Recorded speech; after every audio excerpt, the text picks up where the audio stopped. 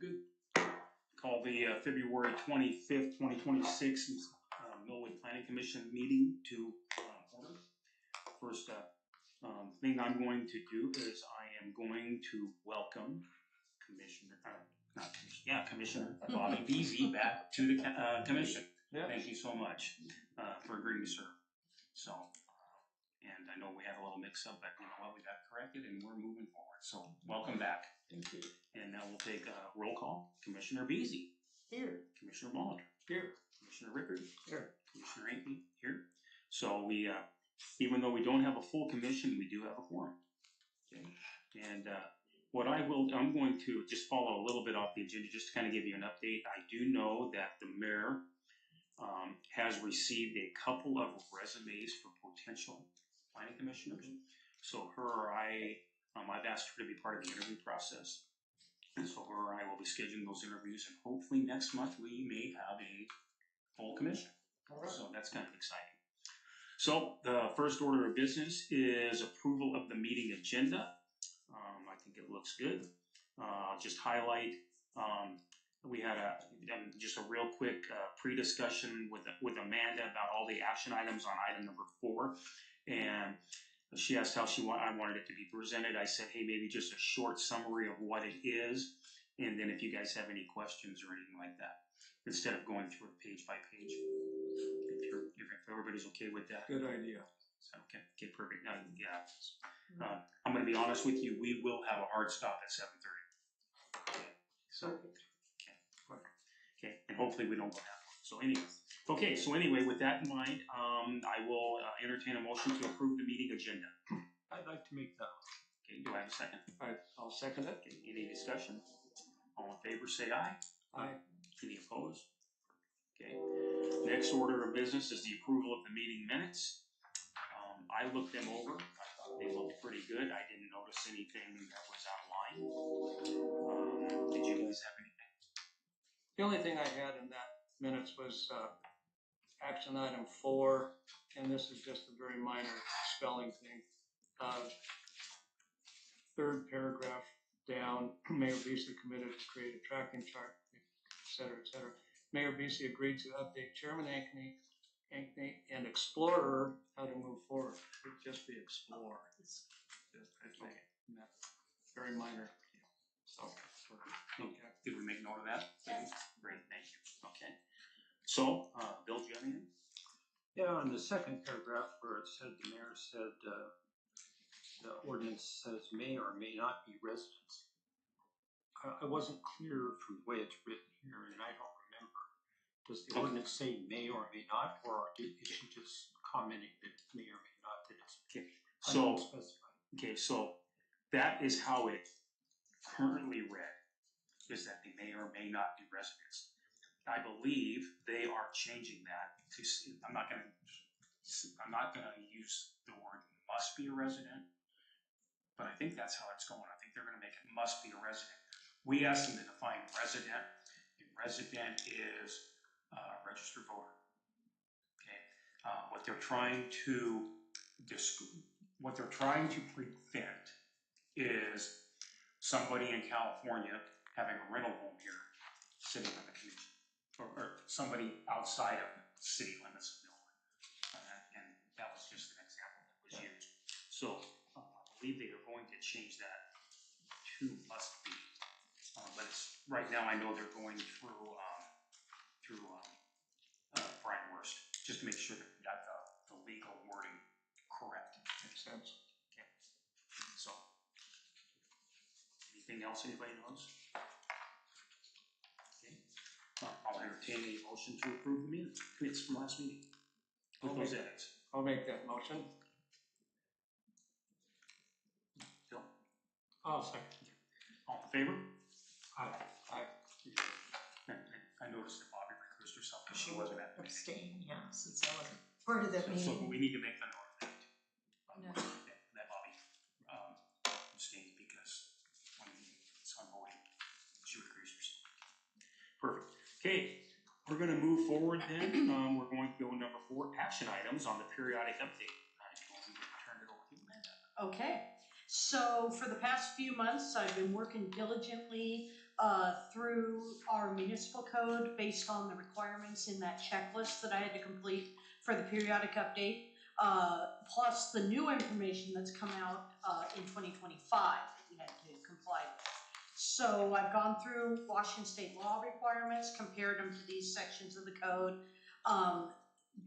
looked at the feedback that was compiled during all the way back to the community survey, throughout the stakeholder interviews, into meetings with development community, meetings that we had the joint meeting in December, and all that was incorporated in. And then also looking at consistency with the updated comprehensive plan, because of course you have to be consistent, as well as internal Millwood Municipal Code consistency. So that's kind of everything that's gone into these amendments. Most of these were generated as requirements. There's a few optional, and I can answer that if somebody questions. But for the most part, I'm focusing on requirements at this time. This fall, after we get through all the mandatory periodic stuff, that's when we're going to look at things like the sign code, and then even progressing further into next year, probably with like planning commission bylaws, so we don't have those kinds of things. So for now, I'm focusing on what we have to do to get through the periodic update, unless a section comes up that, oh, well, it makes sense to add it to this section. So there we are. I got a quick question. Yes. And, the use zones, you go down, and used to be PR, Public Reserve Zone, and now it's just changed to P1. P1. Yes, and that's for consistency with the comp plan. That was one of the things. It was called Public Reserve, but it was called P1 in there, and so it's P1 on the map. And so we made sure everything's consistent all the way through. And I went back and double checked the map, and yes, it's P1. Okay, because I noticed that when you get into all the charts, Everything still the R is gone. the column says PR. Did I miss that? Well, Depending on the all heading. Oh, I did. Okay, thank you. I will get that corrected. That should be P1. Okay. Yeah, and all the way through that whole Okay. chart is Public Reserve. That was because that was the very first section I did. Okay. Good catch. Yeah, thank you. Anything else? Okay. No. Bill? Still on the first one? Yeah. Okay. And Bobby? Well, I guess my question is, what are our expectations for today? We don't Okay. expect to approve all of this. at the No. end. So, go Okay. through it. Hopefully everybody had a chance to review it.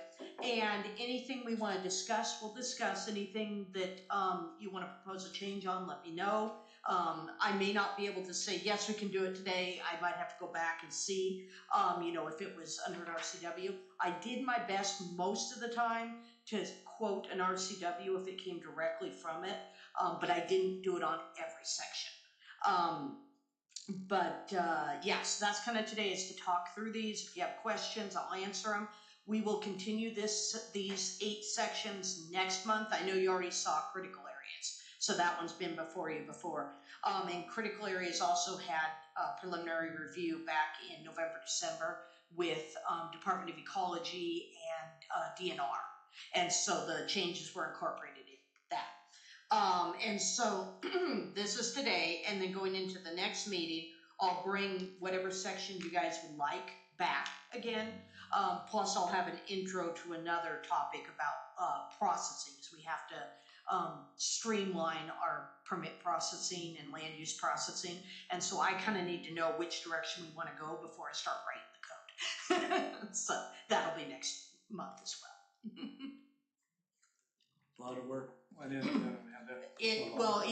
Each section is, I don't even know how many hours. It's a lot. And then when you think you get it down, you go further down the checklist. It says, oh, nope, you gotta do this. There were literally 3 RCWs that said in the 2025 sections, very, very similar to previous RCWs or slightly different. And so then I had to update based on those slight differences. So yeah, my head was spinning on it.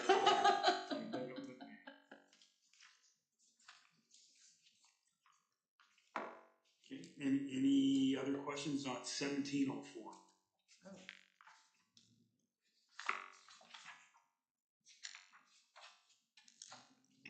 Moving to B, 1706. Yep. Any questions on table of permitted uses? Quick overview on that. Like I said, we went through and updated based on the information on the map. Other than I missed the PR, my apologies.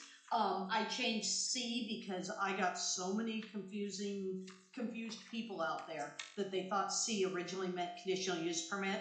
And so I changed that to S, specific use regulations apply, and then changed the right column to say use regulations, so it's either there or it's referenced where you go to.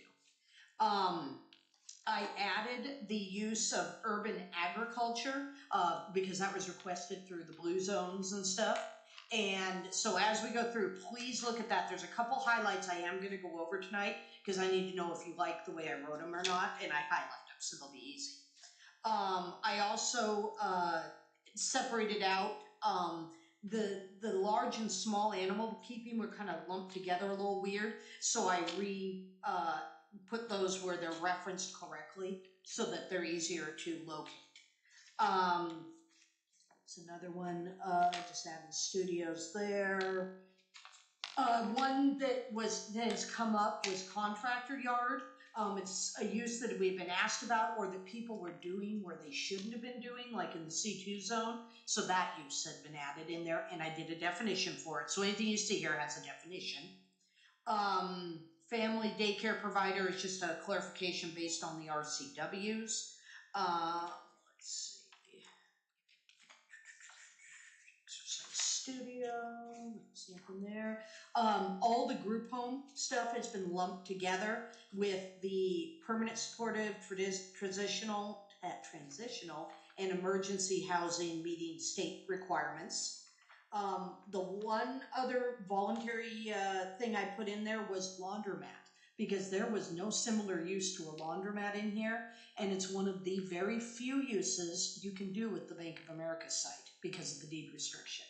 And so I'm like, you know what, we'll add it in so that we have a similar use. Okay. If you lumped all the adult home things together, Lumped into category.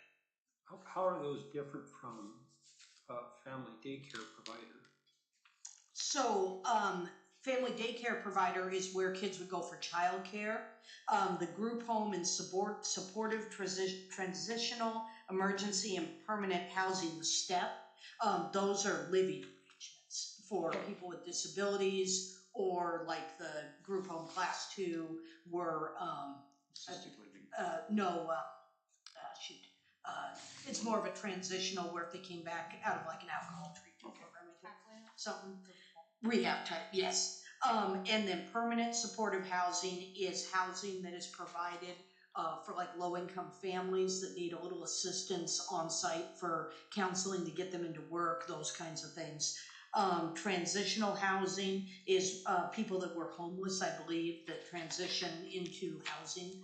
And then the emergency are for the homeless. And all these are defined based on state law and included in Appendix A. So is family daycare provider is just kids, Yes, Because- just kids. not older adults or? Oh, let me, before I That's also misquote, daycare, let me look up the definition. because we say child care center and then we've got. Family daycare, yeah, But are they both just kids? I believe so. Let me go ahead and double check. But in both cases, they're not residential. Correct, they're not, and they're not under that Daytime category. only. Yeah. So we should have something for older adults. We don't, if this doesn't include it. I can do a similar use if that's what you want. But let me look. Yeah, see what the Yeah. definition is. And then I guess, in my experience, transitional housing is what I consider transitional housing is people transitioning back into the community after they've been incarcerated. I believe that might be part of it. I will look up the definition. And then the people that are transitioning from recovery, that's sober living arrangements, sober housing is what that's called. Well, and then there's transitioning from being homeless into having a permanent long-time residence too, which is also transitioning. Yeah, I mean, I guess it could be a lot of different things, so okay, perfect, okay. Well, that It's getting to be So the a broader question I thing. have on this Disabled adult. is, I saw drive-through windows, Yeah, and it says only on properties with frontage on Trent. in the Doesn't the C1 space zone. station have, In the C1 zone. oh, okay. What's this over here? That's C2. C2, and that's grandfathered in is what Okay, that one okay, is. all right. But for future, would fly. Would not be allowed. I wrote a note down to double check the definition of family daycare and the other daycares and see where disabled adult daycare would fit in. Well, or older adults, Or seniors older. too, I mean, just Okay. any kind of adult. But assisted living. Well, except that it's a daycare thing, where if you work and you're taking care of your elderly mother, she can Okay. go Right. meet with friends and, Right. I will double check that for the next meeting. yeah. And then you wanted to know the definition of transitional housing? I think we just self-defined it. Is anybody I don't know if it transitioning? matches the definitions, but we figured there are a lot of things you can It could be transition a lot from. of things. I think the main point is that it's not long-term, that it's moving Yeah, from do you one- need me to look it up then, or? No, okay. All right. So, I had one question on manufacturing. I could not find a 17.44. Manufacturing 17.44 Went from what? in the table. Well, in the, yeah, it's in the table. Okay. The table references 17.44, and I could not find a section 17.44. That's the administrative section. Yes, it's the administrative section. I don't have it in here yet. Okay, it says 17.44. Okay, and it's on the Under manufacturing, yeah. manufacturing. Okay, look here. Manufacturing. Oh, conditional use permit. Yeah, you don't have the section in here yet. I'm still working on it. Okay. Yeah. It's got 17.44 is the administration and enforcement section. It's got conditional use permits. It's got variances. It's got references to enforcement provisions, and it's so closely tied with the permit processing and review. I wanted to keep them together, so that's why you don't have it yet. Okay. Next. Anything else on 1706? Yeah, We'll come to it, I imagine, as we go through these, because some of the things these reference, I've got a lot of questions on. Okay. So, well, is this just the table, or do we? I think we're still on the table right So, yeah, when we actually get into Okay. what the table references, we'll do Okay. that separately. at the bottom of page 4, art galleries is permitted in P1. But then the next row is art, music, and dance studio, and it's prohibited in P1. now. So bottom of page 4. You can have a gallery, but not a studio. 4 of 8. Okay, art gallery. I'm not seeing art gallery. Must be the next page. It's on There we the go. page. Okay. So art gallery is C1, C2, and P, and then conditional use permit and the others. Art, music, and dance studios is, okay, I didn't change anything there. Those were carried over what they always were. Difference obviously is gallery is a display of art, whereas dance and art studios is, oh, that's a very good question. The art shouldn't be in there. It should be music and dance studios. I didn't even look at that because it was already in there. So should I cross out art on the studio part? Well, an art studio might be where you learn to do art. Pinot Palais. Yeah. You know, Okay. I mean, that would be an art studio.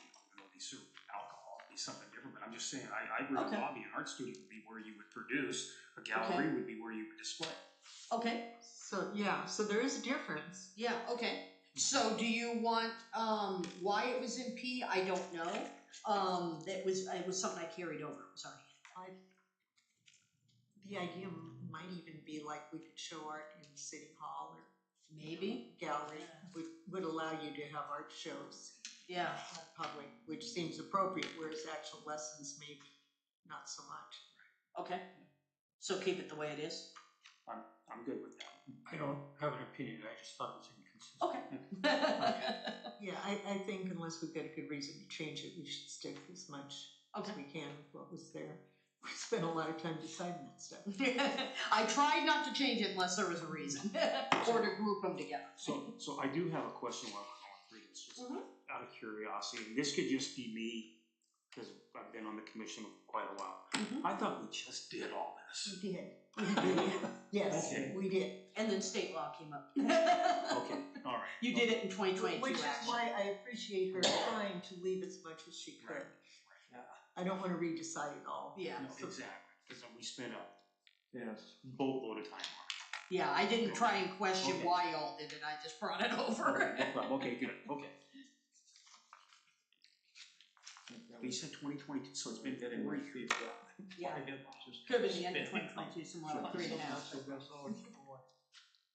Okay, Next. moving forward. Any more on table of permitted uses? No? Okay. Bobby, you said you had some questions on references that were in the table? Well, not when we get to where it references. Oh, the perfect. content of the reference. Okay. But we'll come to them. So, I think I had a question on courtyard apartments. Okay. Oh, the infamous. Under residential? We're going to allow them in C2. Okay, courtyard apartments refer to residential, commercial, mixed use, that's why. In C1 and C2, it would only be part of a mixed use development. So how do you have courtyard apartments where they are attached to the business building? Courtyard apartments aren't, well, and remember, as I presented December 9th, it could be vertical or horizontal mixed use. But are they courtyard even if they're vertical? You could do, well, I don't know if they're Something vertical or not. Because of the horizontal mixed use, you could have retail up front and then courtyard apartments in the back, if that'd be the horizontal mixed use of a project. It almost seems like they wouldn't.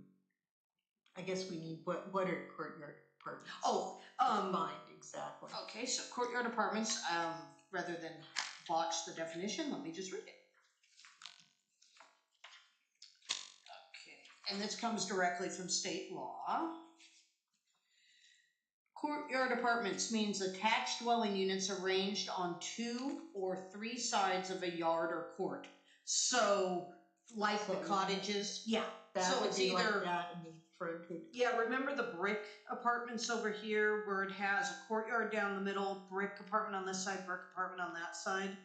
Or brick and wood, batten board. But they're not attached. There are attached down this side and attached down this side. And then there's a courtyard down the middle. That would be courtyard apartments. Right, so is that likely in C2? Well, if it's mixed use, you could have commercial on the ground floor and You could, yeah. apartments above. But they Yeah, wouldn't be courtyard though. But They could be. They could be. Yeah, they would just be 2-story. Courtyard would be a great place to have a coffee shop. Mm-hmm.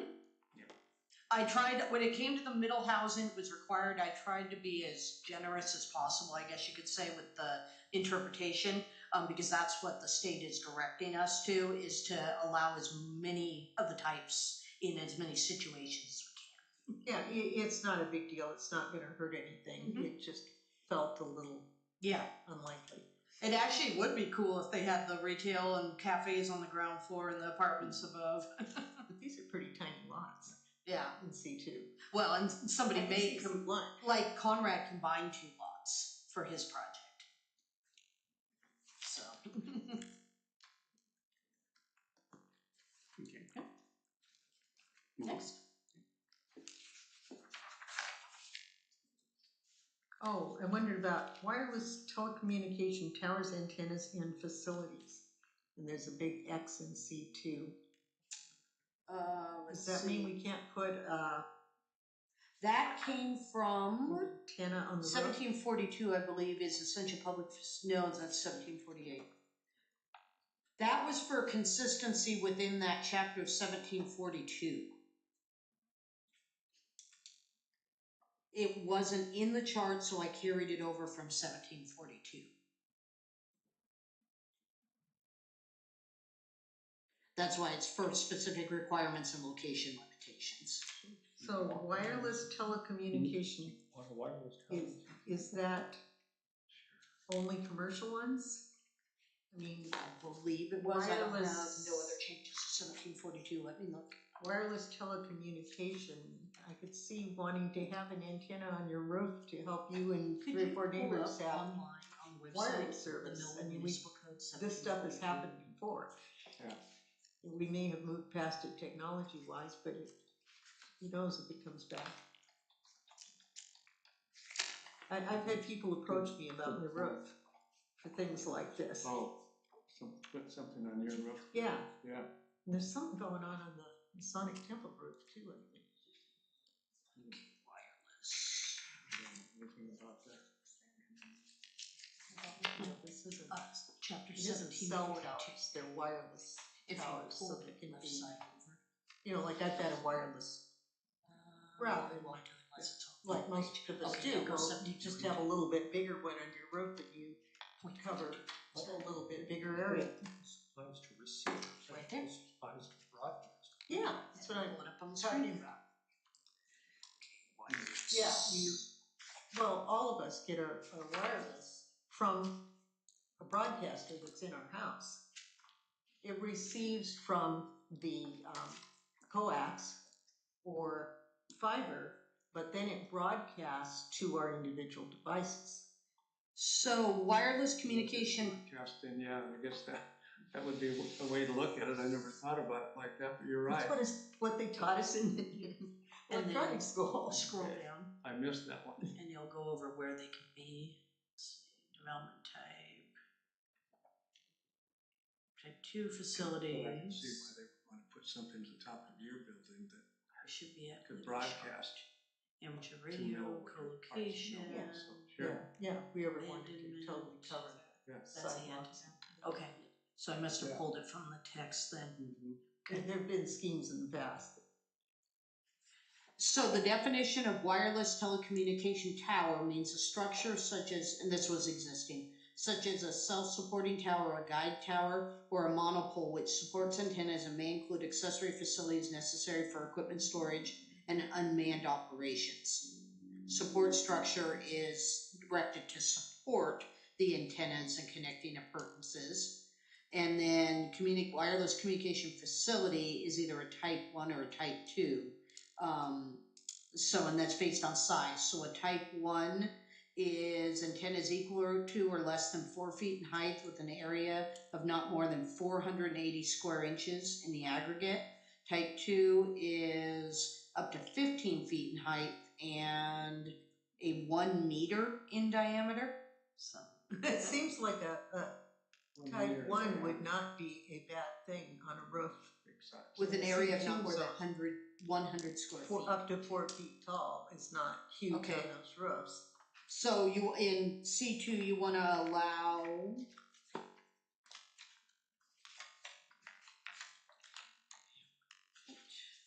wireless telecommunication towers, antennas, and facilities. Okay.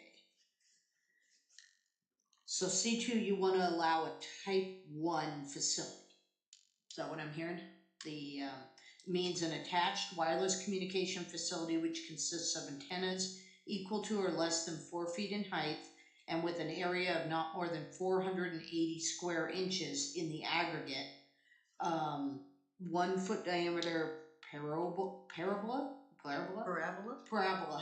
or 2 foot by 1.5 foot panel as viewed from any one point. The permitted antenna height includes the wireless communication facility support structure. So you want a type 1 in C2? Okay, so what did it just say about the structure? It includes the support structure, and the support structure means the structure erected to support wireless communication antennas and connecting appurtenances. Support structure types include but are not limited to stanchions, monopoles, lattice towers, wood poles, or guide towers. I don't think we want separate structures there, but I would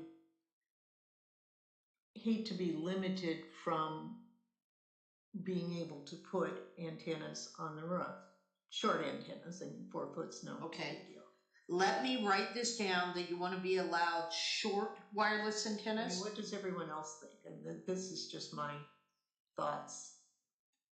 Is anybody going to be, of course, in this day and age, technology, interested in something that's only 4 feet tall? If you're gonna put it up Well, there. the higher the frequency, the shorter the antenna. So it just means you're working in higher frequencies for one thing. Okay. Yeah. Yeah, it's 4 foot would be perfectly adequate to do a whole lot of stuff. And you're only talking, so you're talking 4 feet tall, and you're talking a footprint that's less than 2 feet by 2 feet. Yeah, so if somebody didn't have that, nobody's gonna, it's the historic district and nobody's gonna know what it was. But it might be the key to doing something. It might, we had someone there that was developing, various electronic stuff at one time. Oh. And, things like that just could be. I hate to limit it if there's no reason to limit it, but I don't like the idea of building a separate pole in the C2 Well, that's zone. the thing, when I read that, I envisioned a 75-foot monopole with microwave. Which we don't want. Yeah. Yeah, Yeah. That's what I thought they were talking about. okay, so I'm gonna look for C2 on allowing just short wireless antennas. On the roof, not On the roof. not on a Okay. separate structure, I would say. On roof, okay. And of course, this is just wireless telecommunication. That does not involve like ham radios. It didn't say it did. I know somewhere in here there's a definition of ham radios, so the question is, do you want it to Down, it's include? right there. Oh, there we go. You scroll down. Yeah, it said in that amateur, it said section it amateur talks radio. about them. Okay, and what is it included under? Well, I saw it on this deal. Is that the end of the? Yeah, so Okay. go back up just a little bit. So I don't want to lose anything we've already got, I guess Right. is what I'm saying. Keep going. I mean, I think I just carried it's it over. header. It's a header. It's, telecommunication towers, okay. Keep going. Yeah, I so actually see saw where it that. says, type 1 facilities are not permitted in residential districts. Type 1 facilities are permitted on existing buildings or other existing supports in C1. This is what I was referencing, and so the reason it must have been X'd is there was no C2 referenced in here. Because I That's copied why you directly. put the X in. Yeah, Yeah, I understand. Well, So continue to scroll up. Keep going to the header. Okay, never mind. Can't find it. No. were you looking for the ham radio stuff? Yeah. Well, it said it was called amateur radio. Right, and It it's is. allowed in the residential. Right. yeah. And I think I figured I could put in an antenna for my ham radio if I wanted to. Okay. Cool. So what I'm hearing is you want me to look at adding short antennas to C2, so it would have to change this Type section 1 too. antennas too. Type 1, okay. Yeah. So would that be a conditional use permit? Type 1. There it was. You just scrolled by it. Okay. Keep going. It was the one up from abandonment. One up from a Yeah, so keep going down. There you go. Amateur, there it radio goes. towers and antennas. Yeah.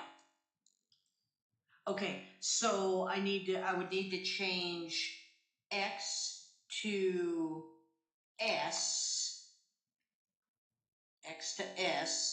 and then add C2 for short on roof I type think 1. it said type 1, so it pretty, But no structure, so it'd be kind of its own without thing. the structure.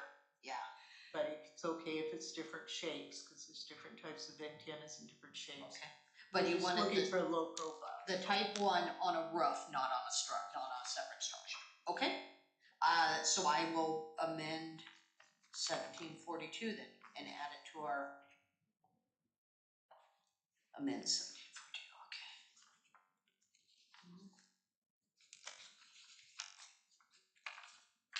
Okay. Okay, I got it in here. Okay. Moving on. this packet Monday afternoon. Okay, So I did not have time to read everything thoroughly. that's And the okay. part I kind of skipped over was the residential with all the different housing types, because I figured that'd take me a long time to digest it And they came directly out of the comp plan. and figure it out Yeah. just as they apply to. Mhm. So that part, I reserve the right to come back to you. Yeah, and as Amanda said, we are gonna look at this again. Mm-hmm. Right, so. Yep. So have we moved on to C? Are we ready to move on to C? I think so, I think so. Okay, and just to be sure so that I don't make your packets huge, 1704 we were fine, I don't need to bring that back? Okay, 1704 is fine. Yep. We bring back B. So C, residential zones. Questions?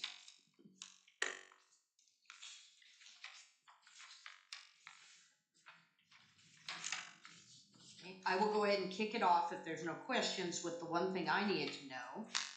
So, adding in urban agriculture, which I have a definition of it, but it's basically small scale agriculture consistent with more of the blue zones and stuff.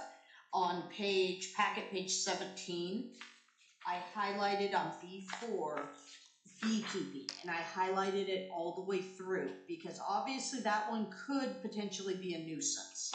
So the way I worded it for UR1 was beekeeping or other agricultural uses as defined in Appendix A that may be considered a nuisance to surrounding properties will not be permitted on less than 1/2 acre. If a use is classified as a nuisance, then it shall be discontinued. In UR2 and UR3, I said not at all. So, have we gotten complaints about bees? I have not heard of anybody having bees. We have bees in Millwood. Okay. In some of these places where you are. UR1 or UR2? You are too. It is. Okay. Or it has been, I don't know currently what the count is, but at various times we've had various bees. They're wonderful for Okay. everybody's gardens. Okay. So I think we should think about that one. All right. I can change it to allow it in UR2 then. Let's just have it be up in the air and we can think about it, and that's something maybe public would want to weigh in on. So leave it highlighted. Yeah, and Okay. I'd like to do more research on Okay. whether it's, I haven't heard of it being much of an issue around here, but we have one of the larger beekeeping operations around just across the river from UR2. So they're welcome visitors to our gardens in Millwood. And North 40 is selling them. Yeah. You can buy bees there at North Okay. 40. So. Well, you guys get back to me on UR1, what lot size. Right now I have 1/2 acre proposed. UR2, same thing. We can mimic the language from UR1. Yeah. Maybe reduce it slightly if you Yeah. want, but let me know what you want it changed to. Yeah, I think we maybe not quite as strict on Okay. beekeeping, unless we. And then The other thing I had highlighted real quick was under accessory buildings in all the residential zones. So right now you are limited. It's a little more lenient in UR1, but UR2 is 1,200 square feet. UR3 is 1,200 square feet. What we're having happen, and we've already had code enforcement on this, is there is nothing in here that says you can only have one building. Yep. So people are building 2 because they can't build 1, and then somebody connected them. Mm-hmm. So they ended up with 2,400 square feet. We, of course, code enforcement that said, no, you can't do that. So what I've already done is, in the setbacks, put in a 5-foot separation between buildings. So if you want to keep it worded the way it is, where you can have multiple buildings, but you're limiting each building to 1,200 square feet or 1,500, depending on what zone you're in, they have to be separated now 5 feet. So it's a whole lot harder for them to connect, because before they had it like a foot away. So what I wanted to ask was, now that you realize the issues we're running into, do you wanna keep that square footage limitation and know that they may have 1, 2, 3, 4, 5 buildings? Or do you just wanna leave it up to what the lot coverage allows, and if they need a 1,800 square foot building, they're gonna build one 1,800 square foot building? The rationale in the past has been that we have a lot of smaller houses. We have a lot of post-World War II modest size houses. And then somebody comes in with this giant shop that just overwhelms this house. So Yeah. that's why the height limit is in there. Mhm. It's why the square footage limit is in there. It's just that you've got this lot and it's all garage. And that's just not pleasant to the neighborhood atmosphere that What they're that doing- we're trying to Yes. keep going in Millwood. So that's, What they're doing to get around it, though, is they're building a second one because but they have to still be short. They do. Yeah, so they've got a complex rather than a warehouse. Okay. And that might be a little bit better, and it, slows it down some.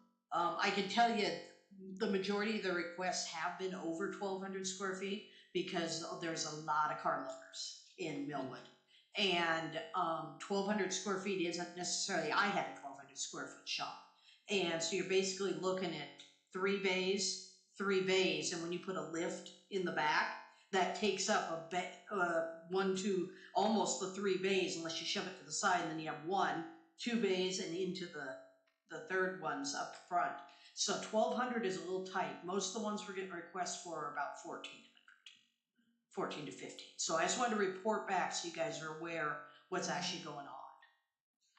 And so when I tell them they can't have more than a 1,200 detached shop unless they build more than one, we've had one come back and say, okay, I'm going to add onto my house. There's no size limit on that.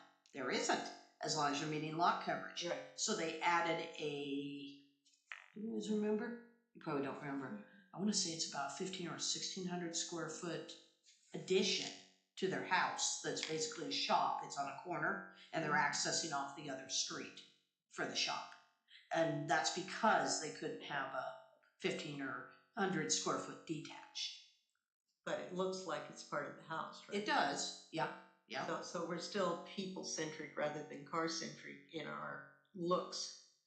Okay. I just wanted to make sure you guys were aware of We what's can- going on and are okay. We can revisit bank. I'm not. Okay. Do you want me to go ahead and leave it highlighted then to talk about at least one more, or Sure. if you want Yeah, to we think on can it? talk about Okay. it again. Okay. And then I I think that, applaud those people for doing that though, because it was a workaround. yeah. You know, Within the I law. love people that are resourceful like that. Yeah, and like I said, there are advantages because it still looks like it's Part of the house. part of the house, part of people landscape.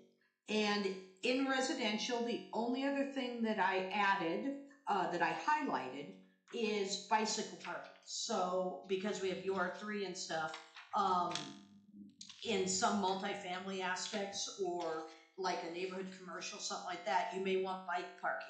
And so I put that provision in, and I wanted to make sure you guys were okay with that. I also have one in commercial now too. Okay, so are we talking about all 3 of the residential? Yeah, it's under the general standards. It's under 1718, applicable to all residential, but it excludes single family and middle housing are exempt from any bicycle parking requirements. Okay, because I do have something, another thing on UR3. Mm-hmm. I'm not sure where it is now, but it's So are you okay with having a bicycle provision in there for anything but single and absolutely. I multifamily? like bicycle Okay. parking. Okay. That was one of those voluntary things I put in, so I wanted to call it out. Okay, UR3 you said? Yeah, Okay. your urban agricultural again. Yes. Why can't they have chickens in UR3? Okay, chicken. What page? I don't know. I mean, yeah. Oh, it's under, sorry, packet page 25. And so that was a 1, 2, or was it a 1, 2, or 3? That was already, I didn't change any of that. So if you want me to change it, I can. There was- I don't have it on 25. Packet page 25. So UR2 currently allows, let's see, UR2, so Wow. A number 2, formerly B, Yeah. allows the keeping of up to 4 female fowl or 4 rabbits. And you're right, that was taken out of UR3. Would you like it in UR3? Wait a minute, before you leave that, Okay. the next thing says poultry are prohibited. Yeah, that's the part I saw. Yeah. So UR3 is prohibited, UR2 allows it. No, well, I'm on page 18 under 1712.010. 18. Packet page 18? Yeah. Packet page 18. 010. A2 says you can have 4 female fowl, and then number 3 says poultry are prohibited. Oh, the keeping, maintaining, or slaughtering of any animals, livestock, or poultry is prohibited. Right, but if Oh, the keeping. keeping and Oh, maintaining. okay, again, I didn't do this language, this was in here, but you are completely correct. It should be the slaughtering is what's prohibited. Yeah, I think that's what it. Well, Okay. it's kind of, but the livestock is prohibited. Those two contradict each other. Okay. How does UR1 read? Let's look, because I know everything kind of based off of UR1. Okay, UR1, household pets. 2, up to 25 female fowl. Okay, 3, livestock units are defined as. Okay, 4, 1 livestock unit per gross acre. Okay, 5, private and commercial kennels are prohibited. 6, the keeping, maintaining, and raising of exotic animals is not allowed. Okay, I wonder. Okay. So UR2 and UR3 are worded completely differently. Oh, yeah. So you tell me what you want, because I didn't change those. So I only renumbered them. So where are we looking? So on packet page 21 or Okay. packet page 25. 21 is Yeah. UR2, 25 is UR3. Okay, 21 is the one. Okay. Keeping, maintaining, or slaughtering. Well, see, it says keeping, maintaining, or slaughtering of any animals. So that would imply you can't keep any animals. Yeah. Which is totally not. Well, can you just strike keeping out of there? Well, it's the livestock part, I think. I How thought- about we do, I thought it was the slaughtering part. Yeah, slaughtering of Okay. any animals, livestock, or poultry is prohibited. That's what I think it used to be. okay, It's so all the about slaughtering can't of slaughter. any animals, livestock, or poultry is prohibited. And we specifically say what you can have. So I would just add to that, and then the other's the exotic. Maybe after is allowed, other livestock is prohibited. That way we make sure we got it covered. Yeah, because we've allowed fowl, rabbits, Okay. and then you can fight over whether a potbelly pig is a household pet or not. Oh Lord, I did have to deal with that too. It's a pet, is what I classified it as, so make sure we're consistent. Does it live in the house? That's exactly, that was how I did it. Is it treated like a dog or a cat? But I have been there. Exotic animals that doesn't pertain to fowl. Like, Oh, like peacocks? well, We don't want peacocks. well, So maybe it does. Parrots and macaws, is that what you're talking about? well, I'm thinking, young man across the street has some beautiful Chinese pheasants, and I would Yeah. consider them as being exotic. I mean, they're in a pen, and but they're Do they make noise? during mating season. The Some. male does a little bit, but Oh, no. Okay. not much. Not like a chicken crowing or anything like that. So Let me see Right. what foul is defined, if it is. Spokane County Animal Control Regulations. Yeah. Right, would be how exotic animals are defined by them. Okay. Yeah. So yeah, foul itself isn't defined in here. It doesn't include. But yeah, exotic animals has a definition somewhere, I think. I think they're talking about lions and tigers. I Bears. So my. so they have bigger animals rather than just sort of fowl. Okay, so we got UR2 corrected would you like UR3 to match UR2? I would. I don't, if someone lives in a duplex in UR3 that has a nice sized backyard, why not have a couple chickens? I don't see a problem with it. I just, like I said, I didn't change anything that wasn't required. We're talking, we're leaning towards blue zones and, Okay. food sufficiency and, you know. Makes sense. All right. Very- So, also allow fowl and rabbits in UR3.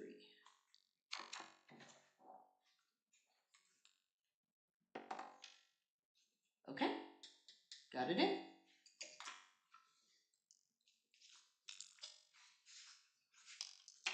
And so I'll just make UR3 look exactly like UR2 then. Yeah.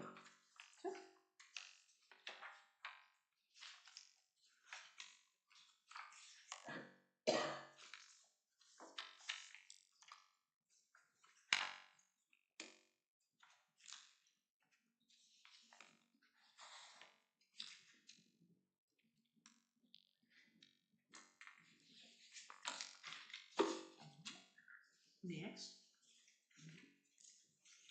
Anything more on residential? There, say, I do want to come back to this because I kind of hit highlights, but page 30, Packet page 30. yeah, there's a bunch of new stuff. Oh, yes. And I don't necessarily want to go into all of it, but I could not tell quite what. It number is 8 straight accessory dwelling unit. Well, I ADU. know that, but what on earth, that sentence of number 8? Number 8. ADUs must comply with requirements Residential that are development consistent with standards. or less restrictive than those for principal units. Oh, setbacks. These must comply. So you go to with 17. things that are consistent or less restrictive. And that's from state law. So, accessory building setbacks right now are less restrictive. They're 5 foot. But then you have a number 2 on there. Page 30. What page we have? B. Page 30. Yeah, page 30 of the packet is what Bobby was questioning. And I'm now looking on page 15 and 16 of the packet. Page 30 in mine is not the same as page 30 in Mine's like Bob's. this. Yeah, There's nothing about setbacks. the one is that in the. It new- doesn't say setbacks. For me. I'm looking at number 8. Oh, yours. Yeah, I noticed theirs are numbered different somehow. I don't have any. Well, I got my packet Maybe several different days part. later. So Should be maybe the it's- same. Packets that are Or on are you looking for HC your- are the for your ones that pages? have everything. Page 30? So, Oh, the minutes threw it off. Yeah, so Here the it ones that were delivered, the Okay. packets that were delivered did not have minutes included. The ones that were at your seats do have the minutes. So use the included. ones that were at your seats. Okay. There was one at our seats. Yeah, I You think need to have- You're good. You're good, Bobby. You're go, Bobby, because you have the complete packet. I got the. Oh, okay. That's Well, why I was You're I was just gonna saying with the Because I minutes. had- You're Makes perfect. sense. This is the one they delivered. They needed the update. And I, the reason I so- got the right. But their notes are on the other ones. Yeah, I know. And there was a I did- delay in I did delivering look and Yeah. the completion of the minutes as well. Those are all my notes, the questions, Yeah. but they're in the old one, so, yeah, Well, we'll work. okay. Do we know how many pages to subtract in order to get the correct answer to the old one? How many pages were the minutes? I think it's like Three. three. So is it minus 3? Okay. Subtract 3 and go ahead and use your. Okay, I think I can function with that. Okay, so Okay. packet page Yeah, it worked. 28 and 27. packet, 27, so 27 4. on the old one, yeah. Okay, so, and packet page 12. 12 or 15 or just 12? 11 and 12. So what it references, the 1708 is the table 17-2 with the setbacks and stuff. Okay, but if you're reading through this and reading through these, you know, I'm going to read all about ADUs. you're not going to necessarily know that it references back to something in that table that is talking about setbacks. We should maybe use the word setbacks in this. It's more than just setbacks, so that's why I Okay, referenced well, it. So I'm having trouble with, it's going to be consistent with or less restrictive. Yes, So so does the that less, mean there are any at all? huh, sorry. What do you have to comply with? Okay, so, for building setbacks, accessory building setbacks are called out on their own. And then if you look at number two has the information directly for accessory buildings versus accessory buildings with detached ADUs. That's where it's the difference, is if it's an accessory building with a detached ADU, I have to treat it different than a regular accessory building.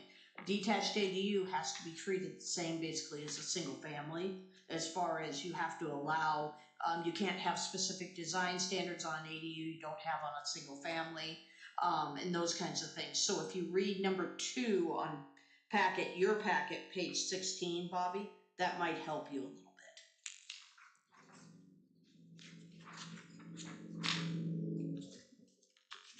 And then the other one is number 6, in compliance with RCW, yada, yada, yada. I had to adjust that. Okay, yeah, that's pretty self-evident. Yeah. I'm just having trouble wrapping my head around.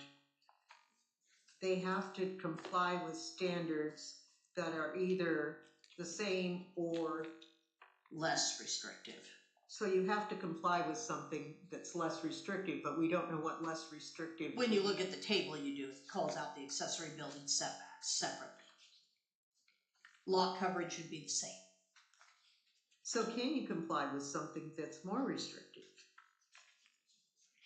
It's just something about the way that's worded. It's just making Okay. my head go into a loop. So look at 8. Let's comply. Packet It's standard. page 30. Standards. ADUs number Requirements that are either the Check. same as So- or less restrictive than. Let me ask you a question. So if the setback is 25 feet, does that mean 20 feet is less restricted? It is, yeah. But in this case, ADUs have to comply with the front setbacks, the side and rear are different. But what information is this giving us? Number 8. It's telling you to go to MMC 1708010 for those regulations. And the equal to or less restrictive is wording from law.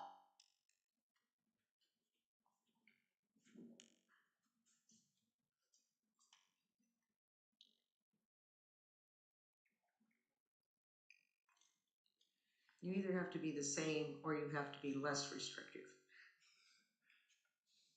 Basically, that's what it said, yeah.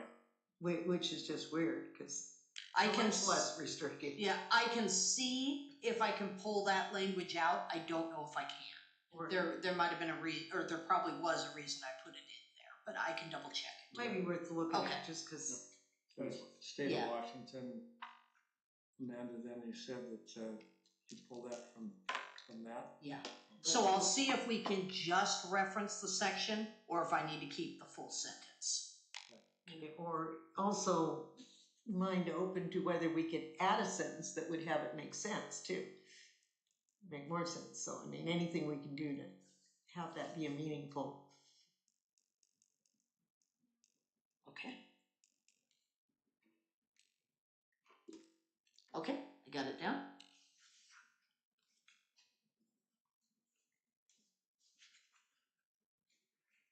Next. And we'll come back to this. So bed and breakfast establishments, and we've added short-term rentals. So this is one that's. It's always been there. It just wasn't clear that it was. I even missed it. Somebody called and they wanted to know, they're a traveling nurse, and they wanted to know what is the requirements for short-term rentals? And my first response was, we don't allow it. Well, then I looked through when I was updating the code, and I'm like, well, wait a minute. The table of permitted uses says we do. They're considered the same as bed and breakfast. And then when you get into the section itself, it didn't have that. So all I did was put them together like they were supposed to be. This is something we've talked about for a long time that we were going to address, that we hadn't addressed. They were being allowed, just, in fact, we had them all over town for a while. But it does not make sense. How can you have a short-term rental house when the legal owner of the property must reside on the property? That's what I told the nurse. And in this case, she kept a basement unit. So she rented the upper part. And so I said, well, then it sounds like you'd meet the requirements, but it doesn't even need, it sounded like she really didn't even need it to be either or, because she didn't rent out the basement. She came and went as she needed. She rented out the upper floor. And so I said, really, you don't need either or. And so in this case, it wasn't applicable, but that's where I found that it was referenced in the table or whatever, but not in the section, or it was referenced in the section, but not the table. I'd have to go back and look, but yeah. I think it's been treated as we didn't have any regulations, so it was okay. Because a year ago, we had at least 3 of them going actively. I know one. They may not have been done legally, because up until this update, and Commerce called this out. I'm like, I know, I've proposed changing that. We got to have some where I can make a similar use interpretation. If it was specifically not permitted in the chart, it was prohibited. There was actually language that said that. So they weren't permitted then. Unless, I can only speak to what I've done. Yeah, they've been all over town. Yeah, It doesn't mean we checked that it was allowed. So I guess the question is, does Millwood want VRBOs, Airbnbs, or do they not? Or do you want them considered as bed and breakfast, which is how they are now? I say that was one of the things on our list to do back when COVID came in. Well, in that whole long time where we didn't meet, that was one of the things that we were thinking we needed to be doing. So do we want to, all I did was make corrections for now to make it consistent. Do you want me to add that to our list to come back to, like we're going to come back to the signs, we'll come back to VRBOs? I think we need to. I think we need to. This is not acceptable. Either we say you can't have them, or you say you can, but saying you can rent out your house but you have to live there is kind of not too many circumstances where that would make sense. I agree. So my interpretation was Millwood really didn't want it, was my interpretation. No, we wrote the law and then they came along. They were the thing when the bed and breakfast were addressed. Well, I will add it to our document. Perfect. I have a question about this. This is not a piece that's changed. This is something that's already there. But I'm thinking maybe the circumstances have changed. Yes. On the very first part of page part C here, it has setbacks for multi-story buildings. And it's for a 2-story building, it's 15 feet. And I'm wondering if we want to discuss increasing that setback. I can see where in Millwood it hasn't really been much of an issue. There aren't that many of them. But I could see them proliferating more. And having a 2-story that's only where they can look down into somebody's backyard, I'm kind of uncomfortable with that. I don't know if we can increase them. So I reviewed for consistency with the Tier 3 model ordinance. And the reason I didn't have to propose changing is because we were consistent. I don't know if we can increase them. So that 15 feet is from the property line, right? So if you have someone next door, they also need 15 feet. Yeah. Right, so for a total. Oh, unless it's a single family. Then it would be 5. They may have their patio up to the property line. Do we have we don't have a board but, here, do but the house itself has got to be 15 feet back. Well, the house itself would have to be 5 feet. So I think we're talking 2 stories tall. So If you have two-story houses side by side, they both front a road, then you're gonna have 30 feet between the two-story houses. If you have a two-story house on this lot and a one-story house on this lot, you're going to have 20 feet between the houses. And that's if they both front the road. Now, what was brought up to me was the Magnolia example, where now you're fronting a private street or drive. So your front is this way, or a corner lot would do the same thing. Your front is this way, your neighbor's side is behind you. And so in that case, you have a 25-foot rear on there, and that was compliant with the Tier 3 ordinance, and then you'd have another 5 foot on the side behind, so then it's 30 feet in there. Increasing the setbacks, I don't know if it was going to fly. I can look at the Tier 3 ordinance, but I did address it based on, we had issues on what was 1 story, what was 1.5 stories, so that's why I added heights. And I think I did not hear one person, not one, say houses that front a road, that if they cared if they had a 2-story next door. Not one.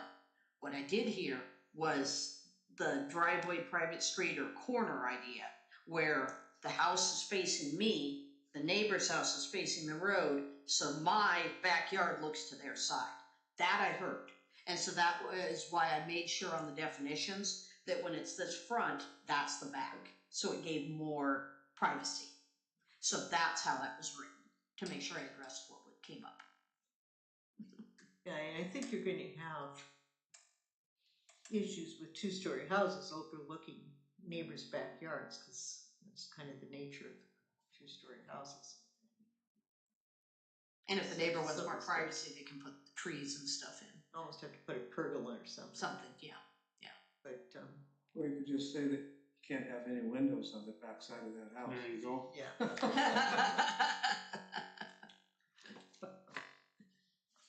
Okay. Okay. But yeah. Did that answer your questions? I think with these new configurations that we're looking at, that we need to relook at a lot of that and get in our heads what all situations it's And gonna that's set up, why- and can we do anything about it? When I defined front lot line, I made sure it was based on whatever you actually front. This is different than how we wrote it in Liberty Lake, because in Liberty Lake, people didn't care if, or unless I never heard an issue because they were so small. But here I heard an issue. So in Liberty Lake, front was front. It didn't matter which way your house faced. It was whatever was the frontage. That was your front. Here, I wrote it on whichever way your house faces, so that you always have your backyard having be bigger to the neighbor if it's an infill. Now there is some stuff that has to do with the way the county assessor defines front. There's some stuff There's that anything- works with, or maybe it's other places in our code that references the way Oh, I got them all that- corrected that and it was consistent. originally Yes. platted. There was some, yes, there was. I caught that So it section, I didn't corrected. matter- And I know the city of Spokane. It's is in that way. Appendix A It definitions. doesn't matter which way your house is facing, it's which way your lot was originally platted Yes. to face. And that's how I did Liberty Lake. I changed the definition, added a definition here of front lot line because of what I heard from the residents here. They did not want infill to be considered a side setback, which is what it would be if you went with how the lot was platted. It was considered that way in Liberty Lake. I believe it is considered that way in Spokane. For Millwood being Millwood, if your house fronts a brand new street and the back of that brand new house fronts a neighbor that's their side yard, they wanted as much room in that backyard as possible. So that's how I wrote the code. You say we'll have to take a little time to get our head around. Oh, no kidding, because this has been 3 months of Yeah. thinking through things and literally drawing them out like I did in December and seeing how everything played together. Yeah, exactly. So, okay. Looks like we have about 20 minutes left. Yep. Did you have more, Bill? No. Okay. We haven't heard from Jay. Did you have anything? No, I Okay. didn't catch some of those things. So. Back to Bobby. So we can Move on. come back to Okay. residential at a future time. Okay, so on to commercial. Very good. Yeah.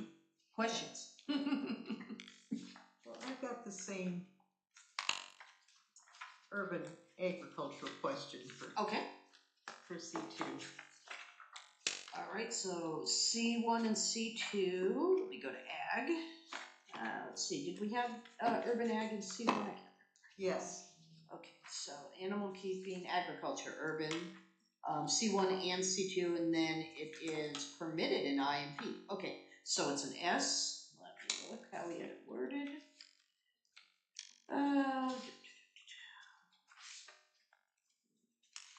if I can find what page that was on. Yeah, storage, fencing, parking, landscaping, where's urban ag? Where's urban ag? Well, in C2, it's on page 17, 40. oh, that's why. C1 and C2 are together, that's why. 1726-010D, I just need to look at my thing. All right. 1726 supplementary, there we go. That's the other thing I tried to clean up. If it was truly supplementary, that the Oh. C1 and C2 were the same, it went under supplementary. If C1 and C2 were different, it went under the specific zone. Okay. Okay, so household pets. So right now it is worded the same as UR3. Do you want it to be the same as our amended UR2? Which will be our amended UR3. I would personally say yes. I like my chicken. I don't Okay. wanna get rid of her. But also, we've got to be sure maintaining of poultry. Does that count? North 40 sells chicks in the spring. They're a farm store. They should be able to have. Okay. So C1 and C2, we want to allow the same as UR2, UR3 for the fowl and rabbits. Okay? You got it. Well, they're gonna have more than 25, or they're gonna have more. They're than going to 40. have more. Yeah. So Yeah. Oh, that one's how they sell them. I didn't even look at it being that way. That's a retail sale thing, not a it cage. is, but it's still maintaining fowl. Yeah, I wasn't classifying it. It was a sale. Okay. Yeah. Okay. This is more the personal keeping. Yes. Yeah. Okay, so Just didn't want anybody to get caught in a technicality. yeah, Exactly. plus So somebody C1. who follows plus after Amanda, who's C2. not thinking it's Yeah. Somebody who has a vendetta against North 40. yes. So 1726. Okay. All right, I've got that added. And then I'm wondering about the whole garden cultivation. Sales will only permitted through an approved home business. Let's see. Did I carry that over into C1, C2? Yes. I did, didn't I? So I'm thinking if I can take that out. If a restaurant is growing some of their own food, they should be able to Yeah. sell it without a home business. I think I was getting tired by that point. Okay. I mean, if we just want to say an approved business, Yeah. leave out home, that would be okay. So yeah, that's exactly what I did. I carried it directly over from UR3. Okay, so, and I'm going to use agriculture. An occupant, oh, that's why. An occupant or resident may utilize open space for agriculture as follows. So if you're living in the C1 or C2. Businesses occupy spaces all the time. Oh, well, this is definition of occupant. So you want to be able to sell at a business. Well, I want a restaurant to be able to grow Okay. their own lettuce and tomatoes for salads and be able to sell them. Okay, So isn't that an approved business? yeah, it is. It's a But approved I will business, make but not sure, home business. yeah. Take the word home out of it. This is gonna be probably a silly question. Is that legal? Sure. I would wonder because it's not coming from an FDA approved supplier. I can think of, what's the name of Don't get me it? wrong, I think it's a great idea. The I grain think shed. The grain shed in Spokane, Perry District. Yeah. Don't they do that? Okay. Sure. And I know there's no question with anything that goes into soup. If it's cooked, they don't Yeah. care a whole lot where it came from, or they don't. I think county health, health district or somebody would Please put a stamp on it. be involved in some. It's all about how it's handled Right. in the Sure. restaurant. They're very into temperatures and Cleanliness. cleanliness and how it's handled. They are not, I mean, what's the difference between if you grow it or you buy it at a farmer's market? That's true. There's not That's a good point. Yeah, a good whole point. lot. In fact, you've got more control as someone who understands Sure. Right. about cleanliness growing it yourself than buying it from. So I put sales only be permitted through an approved home business or approved business. Yeah, approved businesses. That just clarifies to make sure that you can do it as part of if you live there too. Although it's almost comes under the lemonade sales things where we've got. Those were exempted from home business. Exactly, and it says nominal sales. Yeah. So if somebody has a handful of cucumbers that they sell, they don't really need to set up a home business, it's nominal sales. And if somebody does that, it doesn't get reported. Right. Yeah. But I mean, it specifically Right, calls right. out nominal sales, so. Yeah. The people that are raising the 25 fowl are selling the farm fresh eggs. That should be home business.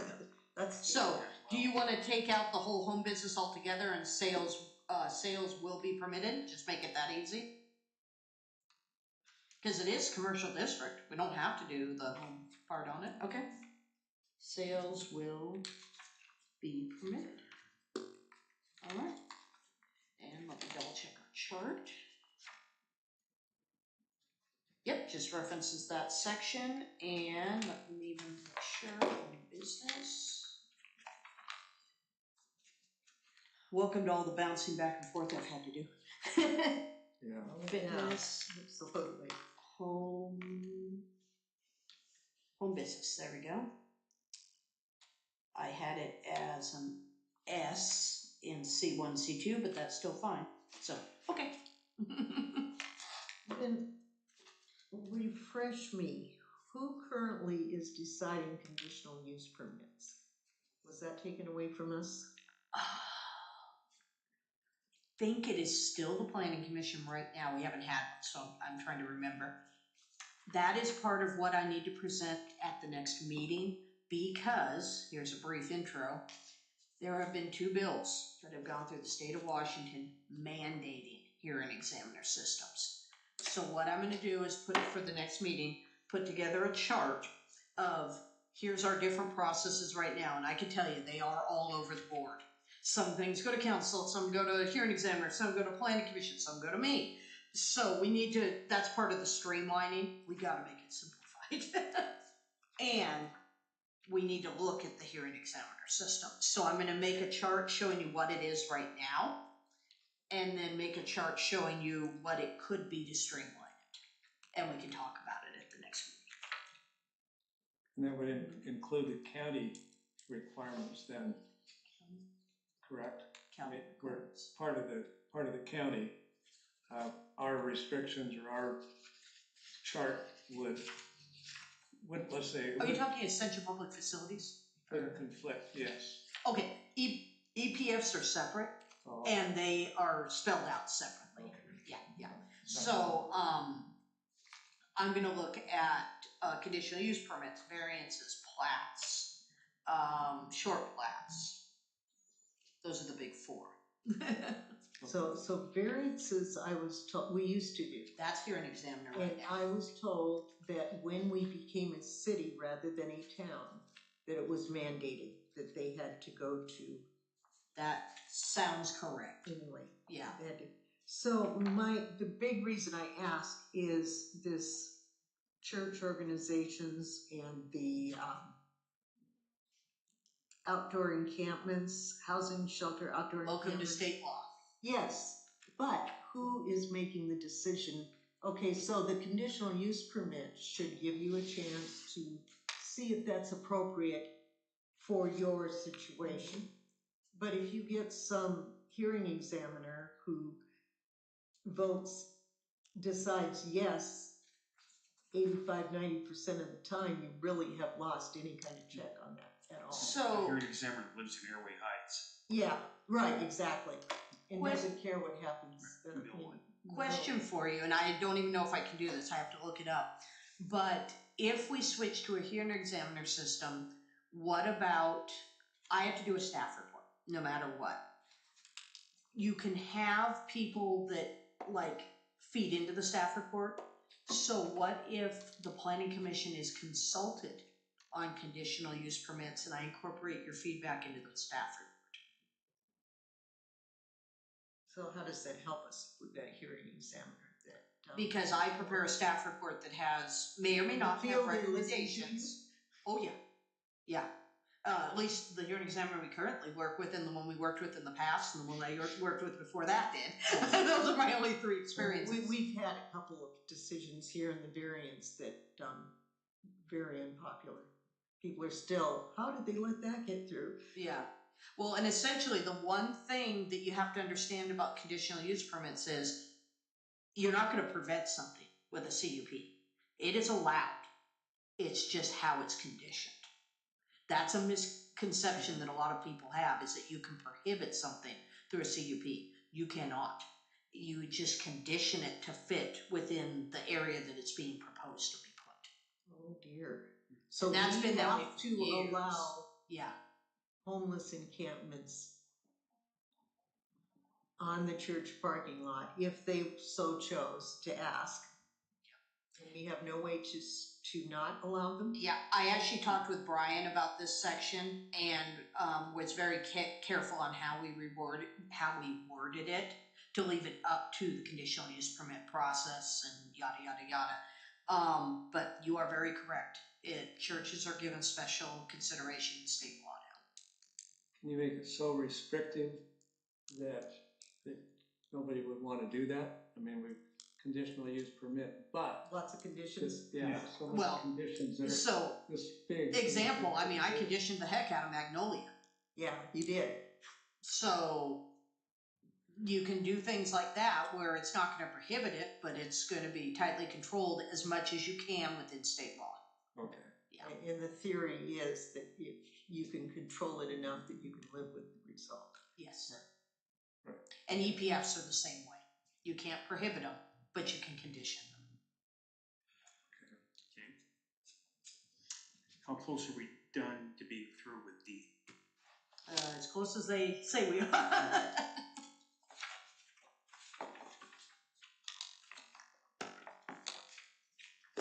I think a lot of this didn't change. Big changes are in the, well, here's the whole thing. Oh, that's all about the parking now, so I like that you kept the original parking requirements the same.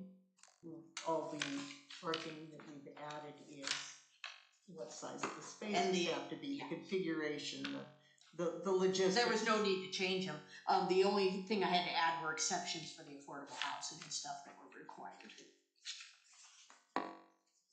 As far as establishments licensed to serve alcohol, they have to be 500 feet from any church, school, public park.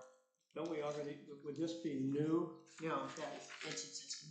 Okay, don't we already have 3 right over here that are within 500 feet of the church? They must have communicated with the church. So, a current example I have, And you've got I don't think those Joe's- aren't quite 500 Joe's feet. house, you've got the 30. other one down the street. I think they're that's over close. 500 feet because Conrad's mixed use building was right at the 500. And so he will have to communicate with the church. Okay. Yeah, so you might be less than 500 feet to the parking lot, but not to The actual Okay. church building. Okay, in my mind's eye, I'm thinking 500 feet's like, 20 yards. And so you'd be, I don't know what math you're using, but 500 feet is almost 2 football yeah, fields. I'm sorry, yeah. And so you look at that, 2 football fields from the church to the 3 establishments that we have here in the city that are already. Well, and either, I don't know how long they've been here, so either Christina / previous planners coordinated with the church, or they preempted they were here before I that. That think was they're just a more than question. 500 feet. My lot is like 125 or something to the alley, from Argonne to the alley. Okay. Yeah, I can tell you the mixed use building was right, definitely, it was right Okay. on the 500. All right, I don't wanna beat a dead horse on that. Mhm. We did have one in the, where, Safeway is now. We had, Oh. for a little while, we had a cabin there, and that Oh. one did have to coordinate with the school because of Oh. the Millwood School or the Oh, okay, yeah, I know there's another one there. preschool thing being right there. So, I will bring back B, C, and D definitely. We haven't really talked about it, so I can bring back general provisions. EPFs didn't really change much. Is there anything on that, or can I leave that one out of the next packet? It was only clarified is all I did. So that basically the chart and the section matched. Is that one okay? Yeah. Okay. That would be I will. G. F. So A and F don't come back, they're okay until the public hearing. Appendix A definitions I will bring back, because we barely covered that. Critical areas, since we already covered it previously, do I need to bring that one back to you until the public hearing? No? Okay. Well, that takes out about 100 pages for y'all. All right. So I appreciate that. Okay. With the big crowd out there, all I'm going to say in regards to public remarks is tell Todd Beasy that I miss seeing him in the crowd. Where's Todd? Hockey game tonight. Oh, Ah. okay. Oh, that's right, the Chiefs were playing tonight. Yeah. Okay. That's a good excuse. Good excuse. Yeah. All right, that brings us to Amanda's city planner report. And I will make it really simple. Double checked an address, it is correct. Most of the work this last month has been on the code. Are there any questions on my planning report? No question. Okay, cool. Commissioner comments. Commissioner Beasy. Not much. I totally recognize the amount of work that has gone into this on Amanda's part. Unbelievable. Unbelievable. I mean, just amazing. There's a lot here. There's a lot for us to go through. There's some things I want to understand. And you've had how long to understand this? Oh, yeah. This is, when did I start working on this? Early December, I think. So, I don't even remember when, maybe even into November. but some of this is big stuff, and we need to understand it to explain to fellow citizens what is unavoidable and what we can do. We need to think carefully, I think, about design standards. Yeah. And things. Did you notice I incorporated what was in the Tier 3 model ordinance in here to give you guys more design standards? I didn't get it. I didn't. It's in the residential. So I took it directly from Tier 3 and put it in there because we could. So. Okay. Jay? The only comment I'm gonna make is that I'd like to commend our new mayor, Mayor Beasy, on her involvement with, Hutton House. They put together, I think it's a win-win-win. It's a win for Hutton, it's a win for the students, and it's a win for Millwood, talking about a great community involvement. So I think she did a great job of jumping right in there and working with Hutton. So I just want to make that comment. Cool. Bill? No comments. Okay. I just got a few. I'm going to reiterate what Jay said about the new mayor. She is doing, I believe it's the second Tuesday of the month, a coffee with the mayor. Here at 8 o'clock in the morning, it's on a Tuesday. Really some lively discussion happens there. It's open discussion. It's very friendly. So if you guys just want to come in, people from Hutton Settlement that were there, some other citizens were there, and it's just a coffee and a donut type discussion.